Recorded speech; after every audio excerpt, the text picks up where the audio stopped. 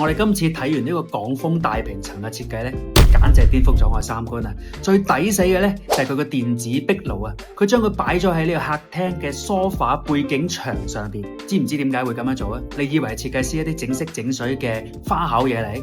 當然唔係啦，佢專登擺喺嗰度啊，係用嚟去破除石材所帶嚟嘅冰冷感嘅。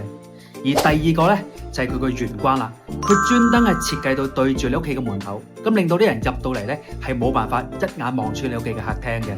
而第三個咧就係佢個廚房嘅設計啦，佢喺嗰度做咗一個推拉門，咁當你想炒翻幾味嘅時候咧，你閂埋門就可以自閉，你推開門咧就可以做 cafe 老細。呢一種咧就真係叫做有姿勢有實際啦，而唔係嗰啲呃錢節計。咁我最中意嘅咧，當然係要數佢個主人房嘅浴室套廁。